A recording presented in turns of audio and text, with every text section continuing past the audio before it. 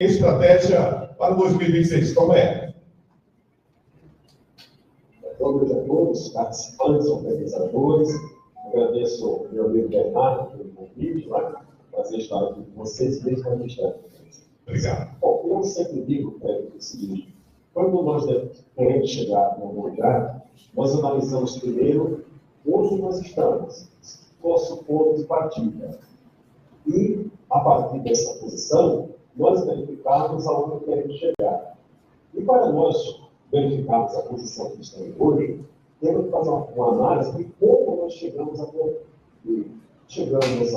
essa situação do Brasil hoje, que é uma situação de instabilidade política, instabilidade institucional, por conta da atuação indevida do Supremo Tribunal Federal, e nós estamos trabalhando numa situação de escudo, não sabemos onde estamos. O governo brasileiro tem feito muitos acordos com alguns países, especialmente com a China, e são acordos que nós não sabemos. A última viagem que eu fiz, são milhões de foram assinados 38 acordos e todos colocados em sigilo. O próprio Supremo Tribunal Federal fez um acordo entre outras Supremas Cortes do Brasil e da China, até estive aqui uma delegação da Suprema Corte da China, e também não sabemos qual acordo foi feito, é tudo secreto, é tudo sigiloso. Então, nós estamos numa situação que não sabemos qual é o real estado do nosso país, não sabemos qual a real situação da nossa economia. Nós sabemos o que está sendo mostrado, olha, projetos, cada dia o governo tenta arrecadar mais e fazer distribuição com o dinheiro de todos nós. Então, não tem como o país estar certo quando uma parte da população vive em benefícios. Mas não é só de benefícios. Recebe os benefícios, trabalha de outra forma, mas não entra no mercado formal para continuar recebendo benefícios. Então, nós temos um governo numa situação muito difícil, onde tenta, de qualquer maneira, dar benefícios com visão extremamente e exclusivamente eleitoreira. Nada mais do que isso. Então, a nossa resistência para esse mal que está acontecendo é tentar sobreviver no momento. Tentar sobreviver. Nós teremos, o Bernardo passou um tema sobre a importância da eleição de 2026, e ela será muito importante, mas nós temos que tentar sobreviver esse resto de 2025 e boa parte de 2026.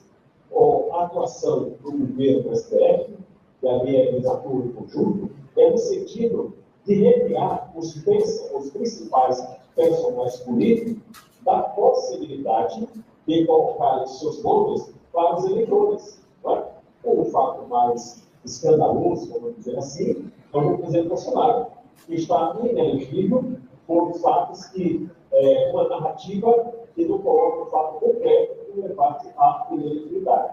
Mas o centro, as demais pessoas que têm essa possibilidade de eleição no próximo ano, ele é muito grande. Nós temos aí processos como Nicolas Ferreira, Gustavo Gaia, Marcelo Conrado, pessoas que são ícones realmente no Congresso Nacional, com o objetivo único de retirá-los desse cenário político. Mas com toda essa diversidade que nós estamos vivendo, nós temos que lutar. Nós temos que lutar contra as injustiças hoje instaladas, especialmente com relação a esse caso do Rio de Janeiro, tantas pessoas sofrendo, processadas, condenadas por fatos que não praticaram, por fatos que não cometeram. Então, a importância de todos nós, da reunião, do pensamento das pessoas que querem o bem do país, o seminário como esse que está sendo realizado aí em Santarém, são pessoas que têm o mesmo propósito, discutindo para quê? Para não errar. Porque se nós chegamos à situação atual e precisamos para reverter esse quadro, nós temos que admitir que foi por erro nosso. Nós praticamos os nossos erros. Então, nós temos que agora fazer uma união visando a eleição de 2026 para restaurar o ambiente democrático do nosso país. E isso passa por dois fatores. A verificação dos candidatos que vão apresentar projetos de Deus, Pátria, Família e Liberdade, especialmente liberdade, verificar aqueles que foram eleitos em 2022 com essa plataforma, com essa disposição política. E lá no Congresso Nacional, a conduta deles é completamente diferente.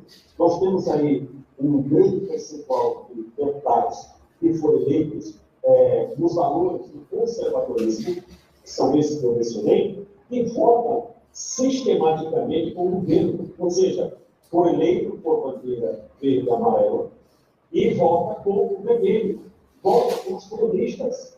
Então, esse discernimento, nós temos que verificar, primeiro, Bernardo Estados Unidos, na formação do partido, verificar essas pessoas que vão se achegar agora, nesse período eleitoral, para dizer, olha, minha proposta é essa, é aquela. Nós temos que verificar qual foi a conduta para aqueles que foram eleitos, que eles realmente estão cumprindo com o que prometeram. E temos o Senado Federal, que é onde o jogo será jogado. O Senado Federal é cúmplice do que nós estamos vivendo no nosso país. Se o Senado Federal tivesse cumprido com o seu dever, nós não estaríamos na situação. Por quê? A situação de rompimento institucional que nós temos, não adianta políticos ficarem dizendo, olha, nós vivemos uma democracia só, uma democracia, cada poder tem o seu papel, o poder judiciário, o legislativo e o executivo. Nossa democracia frágil, aos pedaços, ela é dominada hoje pelo poder judiciário. O poder judiciário determina o que vale e o que não vale em termos de legislação. O poder judiciário governou no governo Bolsonaro, impedindo que Bolsonaro governasse. E agora, no governo Lula, o poder judiciário está numa parceria estreita com o governo Lula. Eles atuam como se fosse um único ente, como um consórcio com um objetivo comum. Então, a nossa responsabilidade nesse momento, ela é uma responsabilidade muito grande. Primeiro, fazer a união. Eu quero reclamar a todos vocês que estão no seminário, e aqueles que verificarão através dos vídeos, concretamente, que nós temos que deixar pequenos interesses de lado. Não existe ninguém 100% puro, não existe ninguém 100% dono da verdade. Se nós tivermos uma afinidade de 80% da nossa proposta, nós podemos ser aliados. A fulana não quer porque eu não concordo com... Não importa se é torcedor do Corinthians, ou do Palmeiras, do Flamengo, ou do Fluminense. Se no maior, se num projeto maior, nós temos uma convergência de valores, nós devemos nos aliar para continuarmos nesse projeto para ser vitorioso. Senão haverá uma fragmentação. E se houver a fragmentação de todos nós que integramos a chamada direita, né? Eu nunca fiz qualquer participação de manifestação política, até me apresentar como desembargador, que é o nome difícil aqui de Brasília, mas na primeira reportagem que houve, a apresentadora disse, olha, o desembargador bolsonarista não tinha para dar uma palavra sobre Bolsonaro. Hoje, eu sou classificado como extrema-direita. Mas de quem vem esse ataque? Esse ataque tem de pessoas como da imprensa que paga pelo governo com as propagandas, né? E nós não podemos nos intimidar com isso. Eu sempre aconselho o seguinte, quando alguém falar alguma coisa a meu respeito, quando fala, eu aconselho, sempre pergunto quem fala. Porque dependendo de quem está falando, nós não podemos gastar nossas energias com isso. Nós temos que continuar. Nós temos uma hora para chegar e não podemos gastar energia com pessoas que querem nos retirar da proposta. Então, eu reconheço que a eleição de 2026, ela será o professor que nosso país será a última oportunidade de nós retomarmos o nosso país. Porque se esse governo ganhar a eleição, e Madeira está mostrando que os primeiros, pela eleição passada, o governo não quer nem falar de urna eletrônica, fala só da conduta do Tribunal Superior Eleitoral. O Tribunal Superior Eleitoral interferiu diretamente no resultado das eleições, quando impediu o candidato Bolsonaro, que todos da direita, de apresentar as suas propostas, apresentar os seus feitos, né? E permitiu tudo do outro lado. Então, foi uma eleição completamente desequilibrada. Eu prevejo, assim, no Congresso Nacional, uma preocupação de criar mecanismo legislativo para impedir que o TSE atue mais uma vez como de forma parcial. como fez nas eleições passadas. Então, eu trago essa minha reflexão e eu ando para cada um, e cada um podemos recuar. Até onde nós chegamos até aqui, nós não podemos recuar. Nós temos que começar. O mal que já está instalado no nosso país. O mal está instalado. Nós somos a resistência a esse mal. Veja, vocês têm evangélicos aí. Mas se tiver evangélicos, como é que evangélicos, se tiver pastores ali, pode aceitar em suas igrejas a senhora Janja ir de igreja em igreja fazer uma pregação que não é própria dos evangélicos? Ela pode ir na igreja para se arrepender do que faz, entregar a vida a Cristo e seguir a vida dos valores cristãos dentro da igreja. Mas o que ela está fazendo? Meus amigos, presta atenção no parar. Está indo de igreja em igreja. E pastores que estão fazendo isso, infelizmente, eu tenho que dizer com muita dureza, porque eu sou pastor evangélico. Vocês estão se vendendo. Vocês estão se corrompendo. Não é outro motivo. Eu vou fazer um vídeo especificamente sobre isso, por isso que eu vou alertar os meus irmãos evangélicos, os meus irmãos cristãos, que estão de boa fé nessa matéria. Então, meus amados amigos, cada um de vocês tem que entender a sua importância. Não deixe ninguém rebaixar ou diminuir a sua importância. Você é importante. Cada um que está nesse seminário é importante para, juntando as forças, nós seguirmos e alcançarmos o nosso objetivo. E perguntar essa semana, Sebastião, chegando lá, eu estou para candidato do Brasil ao Senado, né? Você vai chegar e lutar para virar o Xanimar, não é assim que funciona. O procedimento impeachment contra o ministro do Supremo Tribunal Federal tem que ter um fato concreto, que você adequa ele à lei. No momento atual, nós podemos citar 30 fatos para tirar o ministro Alexandre de Moraes do Supremo Tribunal Federal. Mas na próxima legislatura, se houver uma anistia ampla, geral e restrita, até o Alexandre de Moraes tem que ser beneficiado por essa anistia. E aí será o jogo para, a partir de 1º de fevereiro de 2017, com um novo cenário político, com um novo cenário, se houver de fato concreto, fazer a análise. E para concluir, vou tomar o tempo de vocês, nós temos que lutar por uma anistia ampla, geral e restrita. Essa questão de transformar o projeto de anistia, o projeto de conselheria, é uma covardia. É uma covardia com o povo brasileiro. O que deveria acontecer, na verdade, é a anulação de todos esses processos pelas inúmeras ilegalidades que tem dentro deles. Eu participo desse processo e sei tudo que está acontecendo de ilegal nesses processos. Não é? Então, essa questão da anistia, pelo amor de Deus, colocar a minha força, como mediador, Aécio Neves como mediador, colocar Michel Freire como mediador, isso é um procedimento de exclamação. Não tem outra palavra para dar. De outra coisa, eu desculpo minha tendência, embora estamos aqui à distância, mas é só de pensar na forma que as pessoas estão conduzindo esse processo a me colocar nova. Mas eu quero animar a todos vocês que nós temos um Deus que está acima de todos nós e acima de todos os fatos.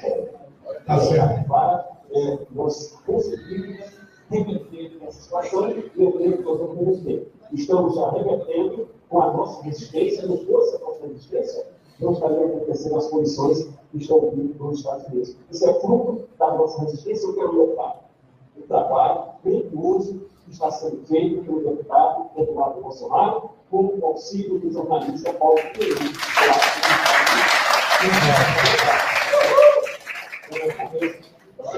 Então, eu creio que nós vamos reverter esse fato. Nós vamos reverter e nós vamos dar a eles todos, o direito que eles não estão dando a nós que estamos no lado de cá nesse momento. Nós vamos dar justiça verdadeira para eles. Então, essa justiça de mentira. Eu quero dizer para vocês, olha, por favor, não ponham a imagem do judiciário pela conduta dos ministros do Supremo Tribunal Federal. O juiz aí da sua cidade, o desembargador do seu estado, ele trabalha visando entregar o melhor para a população. Mas, infelizmente, no momento, os juízes estão desacreditados por conta das condutas do ministro do Supremo Tribunal Federal. Como pode o ministro chegar e exterminar o comunismo, dizer que nós vencemos o bolsonarismo, vencemos o Bolsonaro, dizer que aqui nós perdemos uma terra, uma bola, isso não é golpe do ministro. Não é? Então, a pacificação do nosso país, ela poderá começar com os ministros falando menos, falando sobre o processo.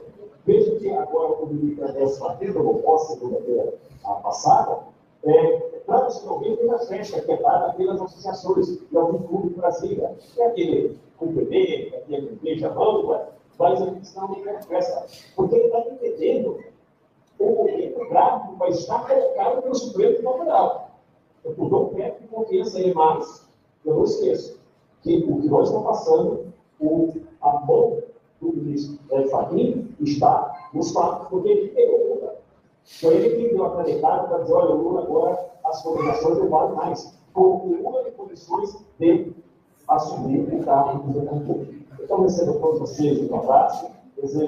Gostaria de estar presente aí com vocês, mas não me autoridade. Não vai voltar a oportunidade. Nós temos um país para salvar. E vocês são parte desse momento para salvar a nossa nação. Um abraço a todos vocês. Mas antes disso, eu gostaria de fazer 3 perguntas ping-pong para o senhor. Pode ser? Pode, claro, com a discussão. O papel da legalidade na vitória de 2026, doutor Sebastião. Como os novos partidos conservadores podem garantir a lisura e a legalidade do processo eleitoral para as eleições de 2026?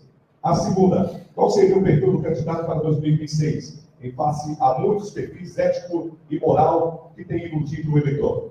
E a terceira, é com o senhor. O senhor é pré-candidato a Senado em 2026? Conta aí, A presidente. medida do processo eleitoral ela é feita com a fiscalização de todos nós. Mas se admitirmos o que fez o Tribunal Superior Eleitoral na eleição passada, por exemplo, no turno de outra eleição, criou uma resolução de restrição de redes sociais e tudo mais, e o Congresso ficou quieto, teve que ter se reunido e tomado uma atitude naquele momento. Então, o avanço do Poder Judiciário ocorre pela comissão do Congresso Nacional. Então, a mistura das eleições passa pela conduta e a condução dos dirigentes partidários. Os dirigentes partidários, presidentes de partidos políticos, conversam muito nos bastidores e agem pouco. Então, a lisura, ela será garantida com a fiscalização de todos nós. O perfil do candidato, em cada lugar, tem as suas peculiaridades, inclusive questão da aliança. Muitas vezes você pode ter que fazer uma aliança do Estado, que, se for verificada no do Estado, ela não é bem compreendida. Mas tem as questões regionais. Eu, por exemplo, sou alagoano, morei no Amapá e moro em Brasília. Então, eu tenho uma noção de 3 regiões diferentes do país. E essas regionalidades têm que ser respeitadas. Eu estou para a minha candidatura ao Senado de Brasília, no Partido Novo, né?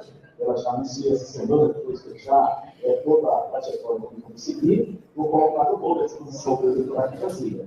E com relação ao plano nacional, o governador Zema pré-candidato à presidência da República, mas ele já disse, o meu partido, ele já disse que Bolsonaro sendo elegível, ele queria negar a candidatura. Então, no momento, quando tem jogo para jogar, nós temos que jogar. Nós temos que lutar pela elegibilidade de Jair Bolsonaro. Se não puder, eu já disse que isso atribui e repito.